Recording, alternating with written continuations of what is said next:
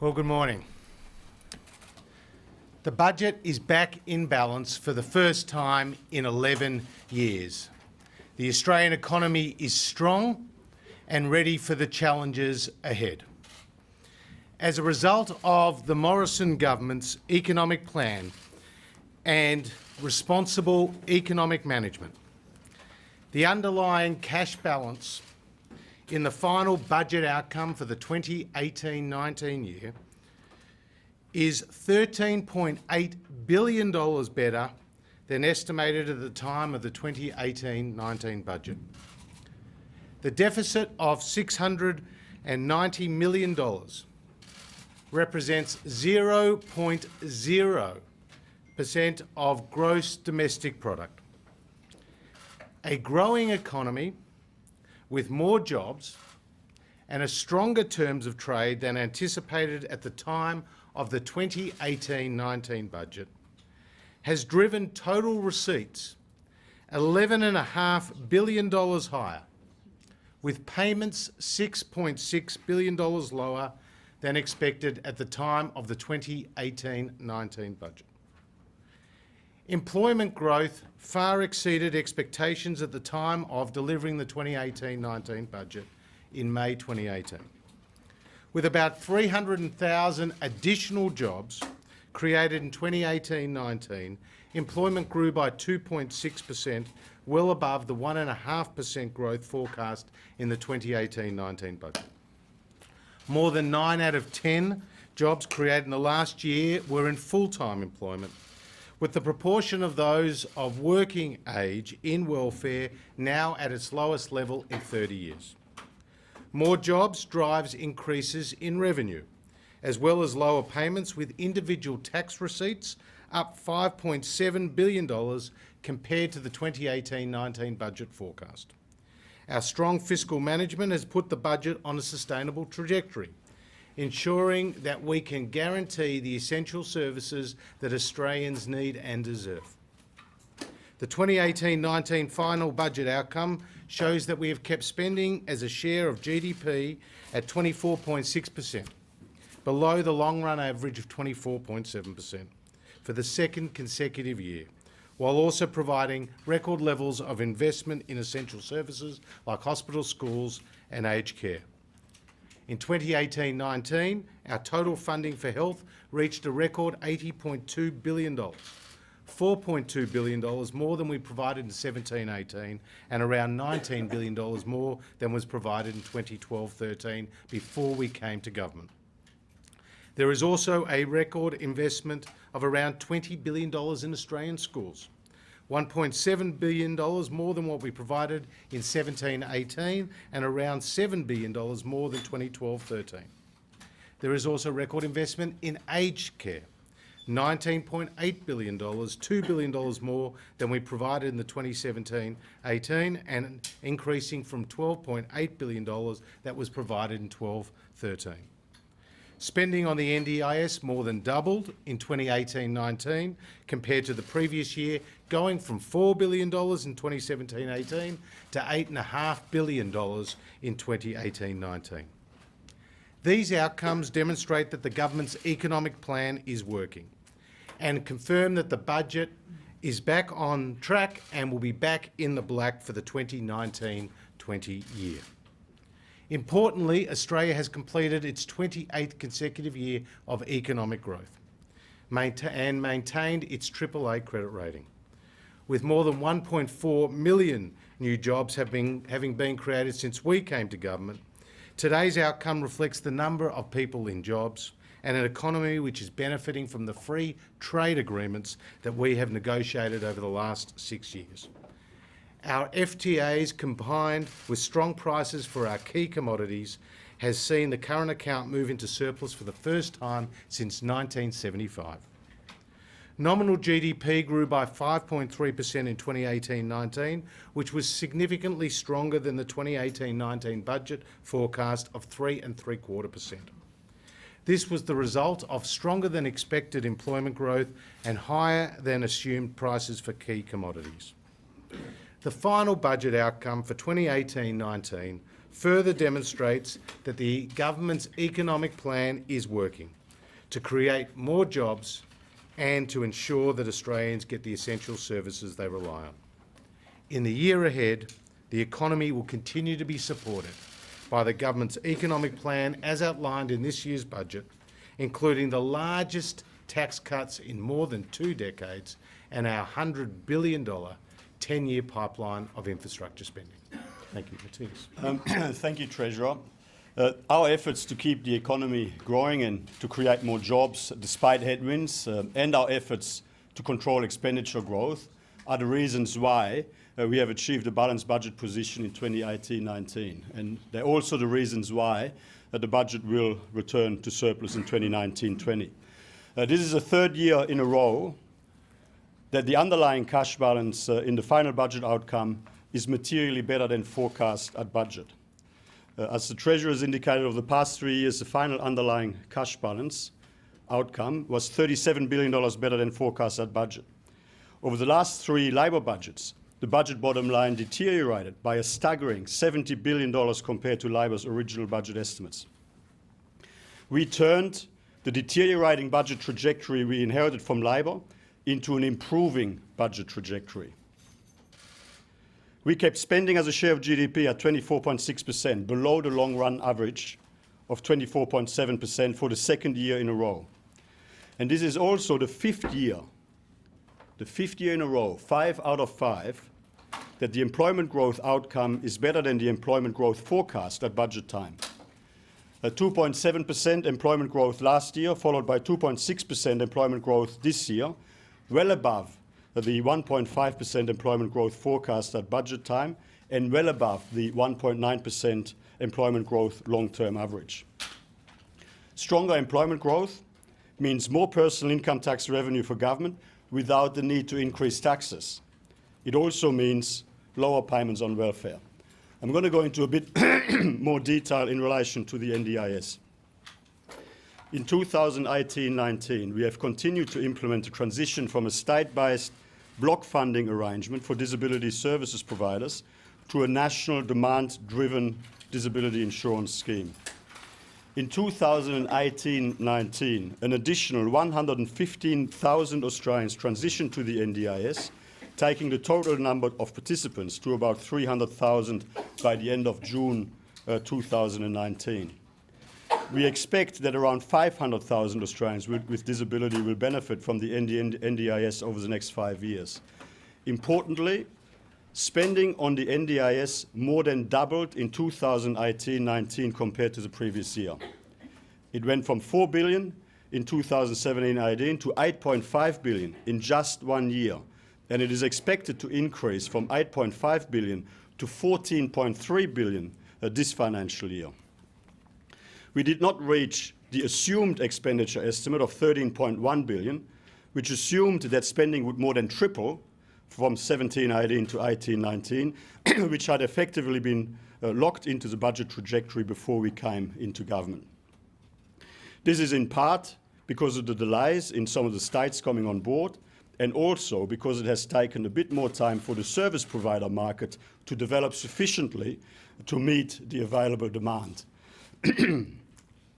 At no point, and that is very important, at no point has our government made a policy decision to cut funding to the NDIS.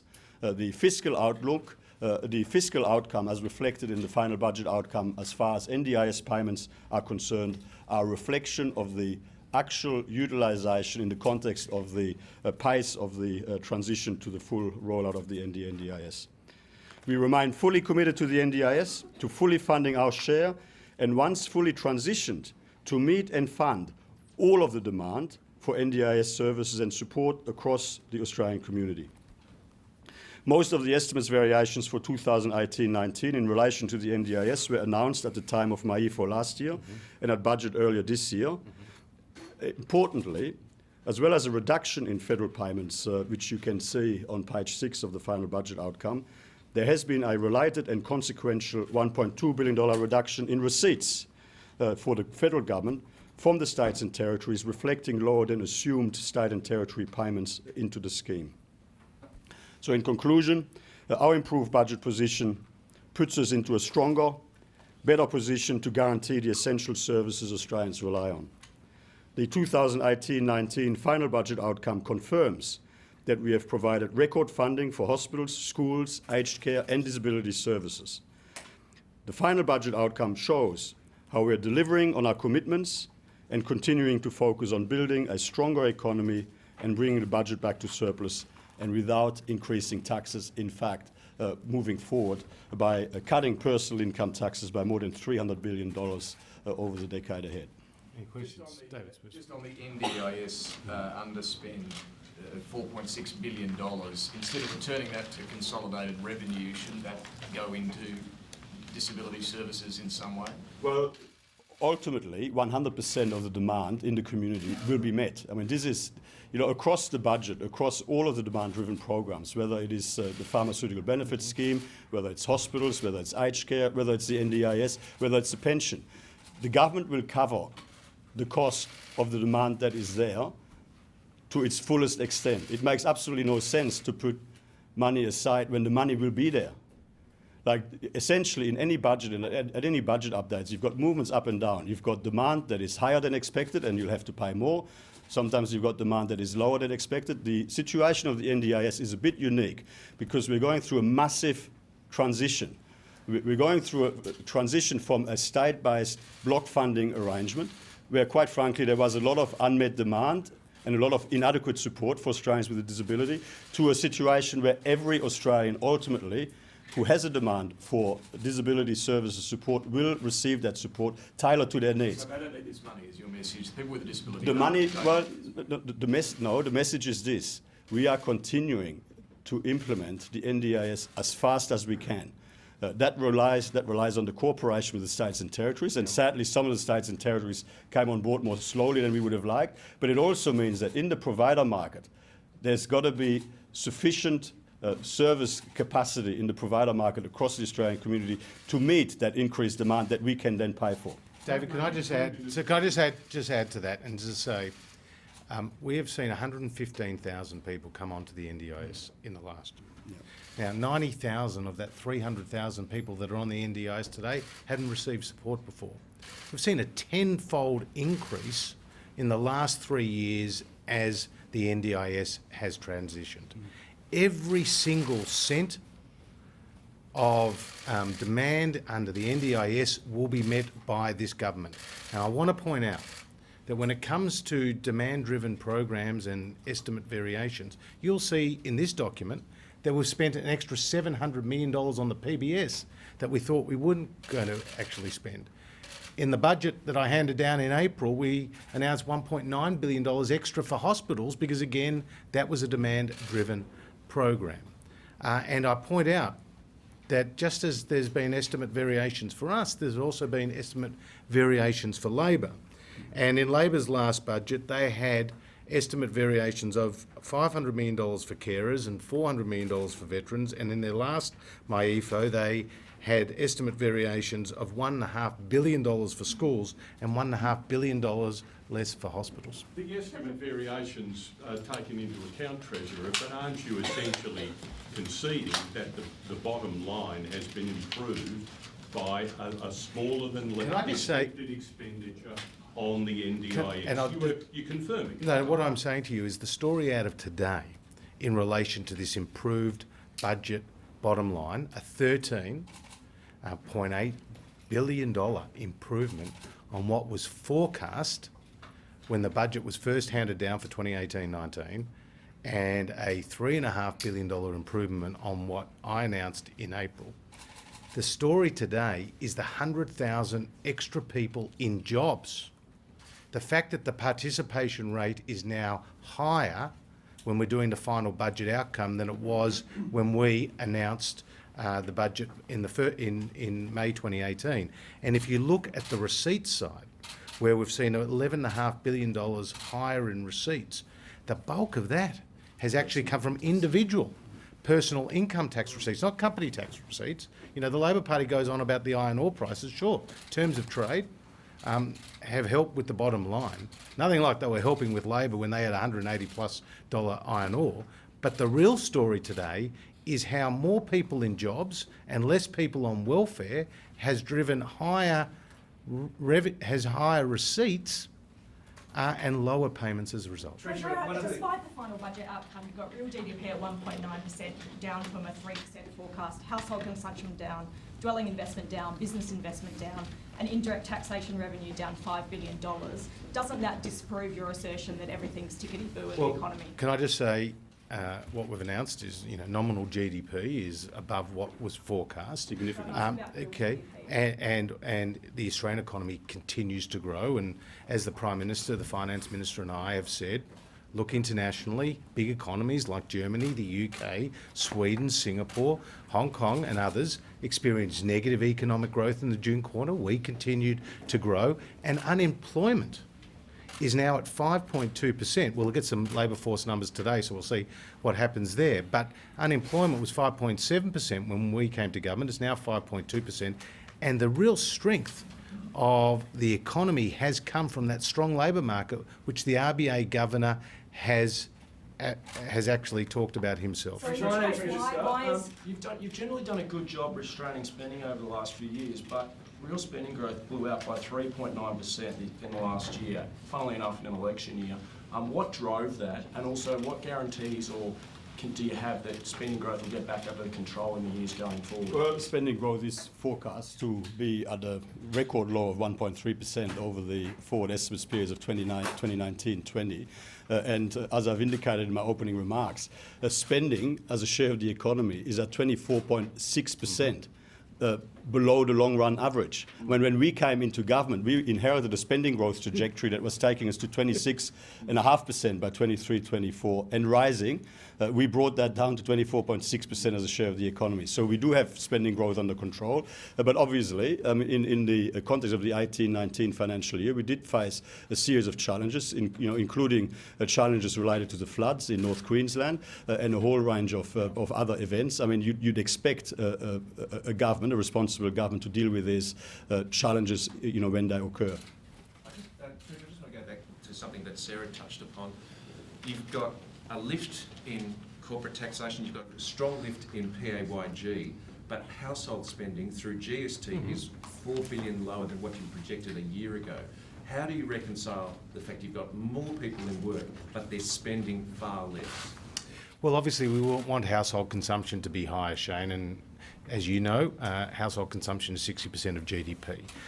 One of the ways we can drive that is through the tax relief that has been legislated through the Parliament, the last two budgets, more than $300 billion. And you've heard from the Reserve Bank Governor, while some people are paying down their debt with that tax relief that's flowing their way, others are spending it in the economy, and it will boost disposable income. So we obviously want to see household consumption to be higher, but we are pleased that the housing market has stabilised in terms of the clearance rates are now significantly higher than they were this time last year.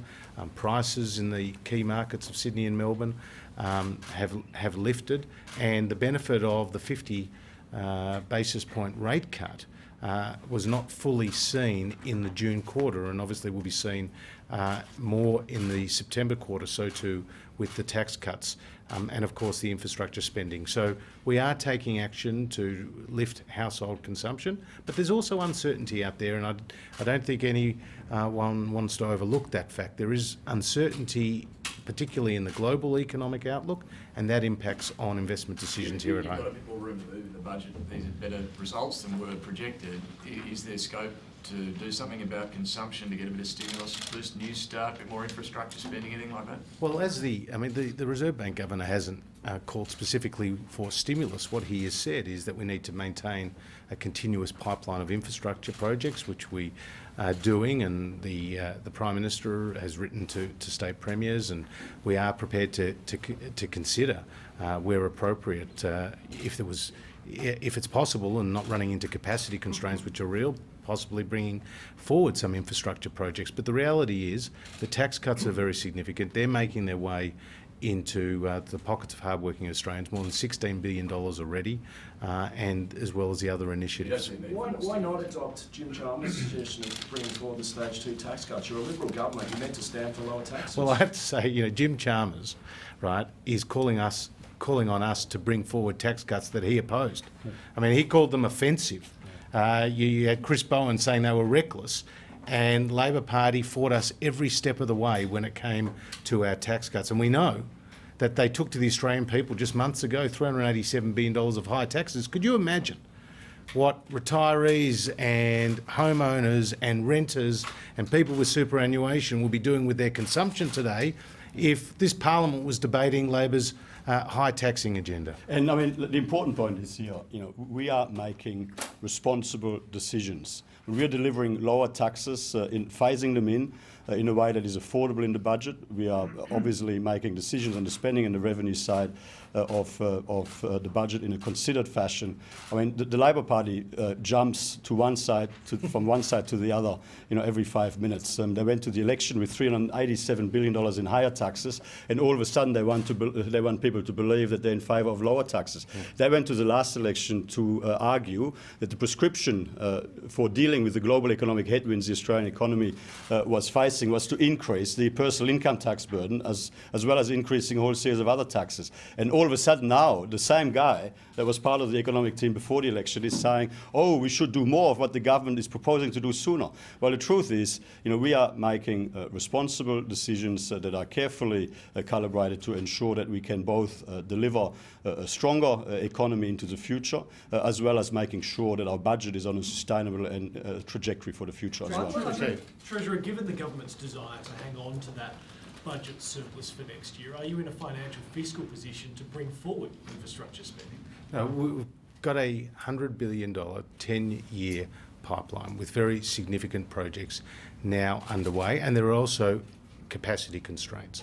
But we continue to invest in appropriate areas, and don't forget that is not just all the infrastructure spending, that's the federal component, the states are as well. Bring forward that infrastructure spending without putting that surplus at risk. If I may, on the spending side of the budget, what we're delivering here for you today is the final budget outcome for 2018-19. And what it shows is that for the third year in a row, we're delivering a materially better underlying cash balance outcome than what was forecast at budget time.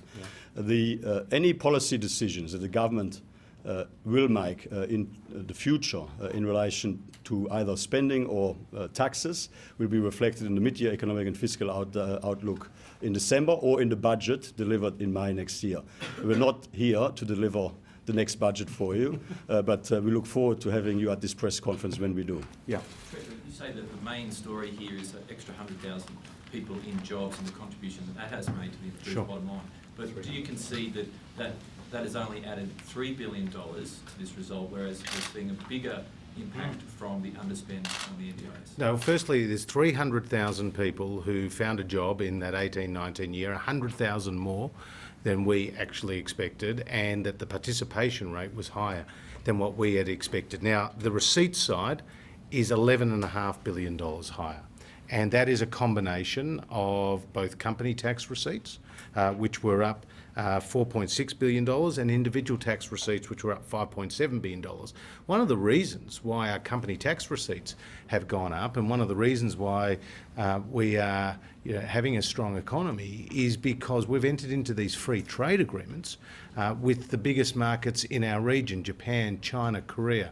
And obviously that is creating new opportunities for Australian businesses who are now exposed to nearly 2 billion new businesses. So it's a combination of factors which have driven the receipt side of this equation, and the receipt side of the equation is much more significant than what has happened on the payment side. But you can also attribute some of the reductions in payments to higher incomes of Australians and more people in jobs. And on the NDIS, we more than doubled expenditure on the NDIS in 18-19 compared to 17-18. So in 1 year, we more than doubled.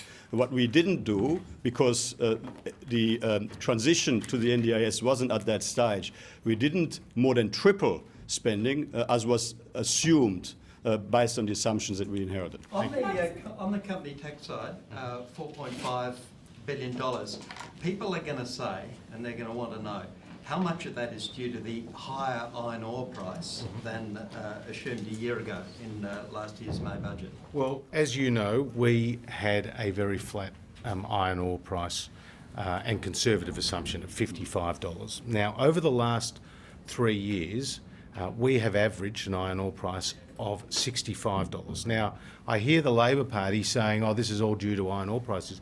You know what their, but do you know what their 3-year average were, Peter, for the last 3 years when they were in government? $125, and they still didn't come close to a balanced budget or a surplus. And no, but as somebody who is here, as somebody who's here for my 7th final budget outcome, and who was on the receiving end of Labor's pie in the sky assumptions on iron ore prices when we came into government, and who had to make adjustments to revenue forecasts when we came into government, because the revenue projections they made based on high excessive iron ore forecasting assumptions. And we had to make all sorts of revenue write-downs in order to find the bottom.